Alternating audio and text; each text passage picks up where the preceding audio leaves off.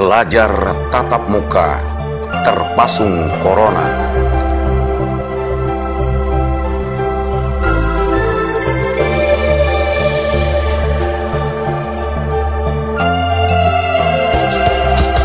Dilema, begitulah kondisinya. Seperti ungkapan peribahasa, bagai memakan buah simalakama, ditelan atau tidak ditelan, sama punya resiko. Begitu agaknya kondisi pendidikan di tanah air sejak merebaknya pandemi wabah corona yang sampai hari ini tak juga berhenti. Sekolah sebagai tempat para siswa menimba ilmu dan berinteraksi itu harus terpasung dengan pembatasan aktivitas di sekolah. Belajar tanpa menatap wajah sang guru di depan kelas.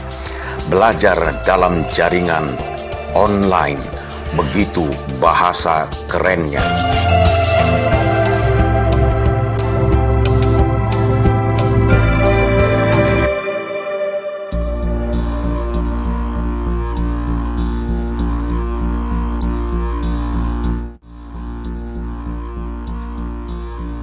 Begitulah jatuh bangun proses cara belajar mengajar tatap muka warisan kolonial itu. Akhirnya tergusur dengan belajar melalui gadget akibat wabah penyakit yang mematikan COVID-19. Dan 2 tahun masa belajar daring itu telah melahirkan tamatan sekolah dasar, SMP dan SMA dengan generasi tamatan di zaman corona.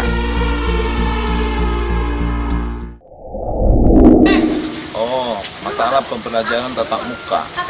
Tatap muka sangat baik.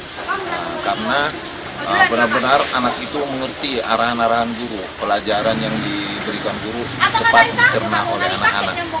Dan kalau melalui online atau daring, anak-anak itu kebanyakan bermain dan kurang mengerti. Kami orang tua sulit mau diarahkan kemana anak-anak ini, karena sekarang COVID-19 merajalela. Kita takut membuat anak-anak keluar. Jadi pemerintah membuat vaksin. Menurut saya vaksin itu sangat bagus. Terutama kami golongan-golongan berumur 50 ke atas, sangat membantu untuk kekebalan tubuh. Mudah-mudahan ke depan vaksin ini jangan ditunda-tunda untuk anak di bawah, terutama anak pelajar, supaya anak-anak itu fisiknya semakin kuat, bisa melawan virus yang akan datang atau kena kepada mereka. Saya tidak setuju. Alasannya, Pak? Alasannya apabila masih merajalela ini virus ini, gimana nanti anak-anak kami selanjutnya apabila kena mereka?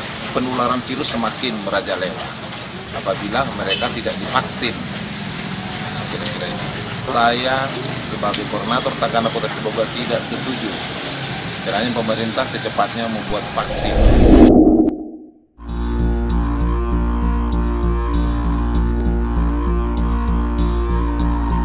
Sungguh, tidak sedikit keluhan para siswa, orang tua, dan para guru menyikapi proses belajar tanpa bersua muka ini.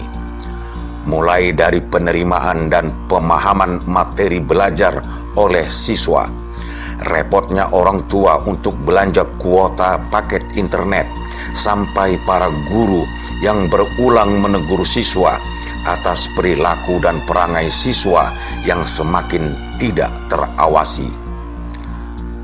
Tahun ajaran baru 2021 yang sempat diharap bisa dimulai kembali belajar tatap muka kandas oleh merebaknya COVID varian Delta di banyak daerah dengan penularan yang lebih cepat. Bahkan disebutkan sudah menjalar pada usia anak-anak.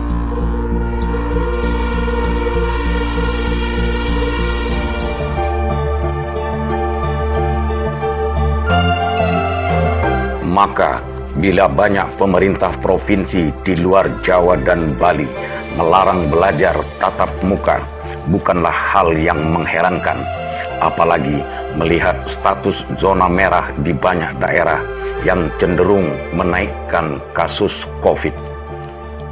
Pemerintah Provinsi Sumatera Utara pun telah memutuskan menunda belajar tatap muka di seluruh daerah kabupaten dan kota, termasuk kota Sibolga di pesisir barat Sumatera Utara yang masuk daftar 43 kota diwajibkan melaksanakan pembatasan kegiatan masyarakat PPKM Mikro di Pulau Sumatera. Belajar tatap muka pun terpasung oleh wabah corona. Artinya, tahun ajaran baru 2021 yang dijadwal mulai pertengahan bulan Juli tetap dilaksanakan dalam jaringan online, termasuk sistem penerimaan siswa baru untuk menekan penularan dan penyebaran COVID-19.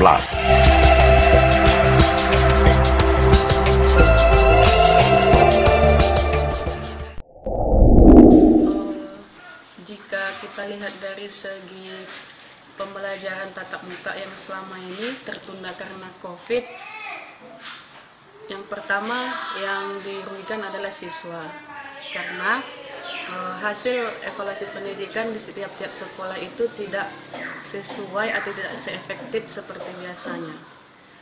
Harapan saya sebagai seorang guru, seperti kami di sekolah swasta kan, mengharapkan untuk kedepannya bagi pemerintah daerah Sibolga Tapteng agar memberikan pelayanan kesehatan yang terbaik baik untuk masyarakat maupun siswa dan guru. Apalagi kita lihat dari tingkat perkembangan COVID saat ini bisa memberikan dampak yang buruk bagi siswa dan guru jika tetap dilaksanakan tatap muka.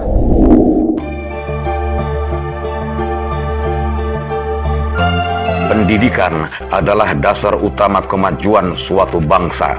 Maka, terlepas apa dan bagaimana pengaturan sistem akibat bencana non-alam ini diberlakukan, jangan diartikan pemerintah melemahkan sistem pendidikan.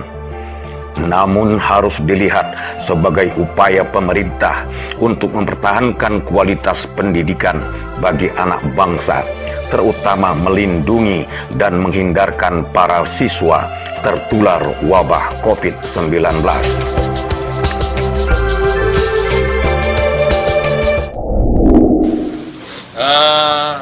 Kemarin malam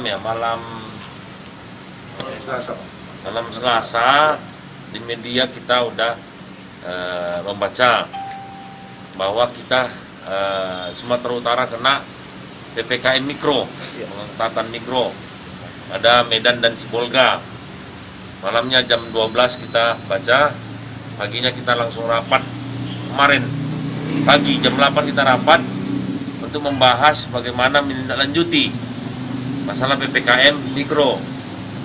Walaupun belum ada surat resmi, kita rapat dengan semua gugus tugas, ada Kapolres, ada Dandim, semua ada kesehatan, ada rumah sakit. Kita tanya data-data. Nah, mereka menyampaikan data-data semua. Mereka heran.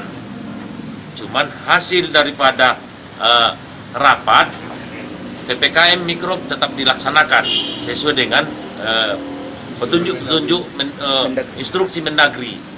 Dan hari ini kita udah teken, keluarkan surat semua instansi, instruksi wali kota, semua instansi, baik bank, baik semua instansi pemerintah, TNI Polri, perbankan, swasta, tokoh agama, tokoh masyarakat, kita akan memperlakukan pekerjaan di rumah sebanyak 75%. Jadi yang hadir harus 25%. Kemudian semua pelaku usaha kita batasi seperti pasar sampai dengan jam 5 sore udah tutup semua. Kemudian pelaku usaha seperti restoran, kafe, dan UKM. Kita berikan waktu sampai jam 7 supaya siap-siap jam 8 udah tidak ada lagi. Itulah instruksi yang harus dijalankan. Pesta mulai kemarin kita udah tiadakan. Semua rapat-rapat seminar kita tiadakan. Ini rapat DPRD harusnya hari ini paripurna kita tiadakan karena tidak mungkin menghadirkan 25%. Kuotanya banyak, quorumnya aja udah harus 50% di atas 21. Tidak boleh kita tiadakan. Semua seminar tiadakan. Jadi itu bukan maksud kita kemarin bahwa kita membantah, enggak. Tetap hasil rapat kita kemarin PPKM Mikro kita laksanakan sambil menunggu surat resmi dari Mendagri.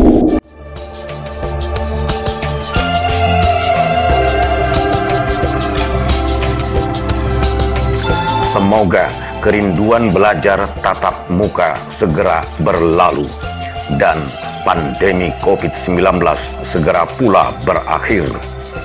Tetap laksanakan protokol kesehatan dalam aktivitas di luar rumah.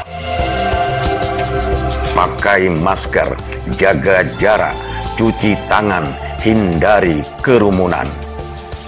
Edi Prambudi, Tim Liputan Produksi dan Dokumentasi N2 STV.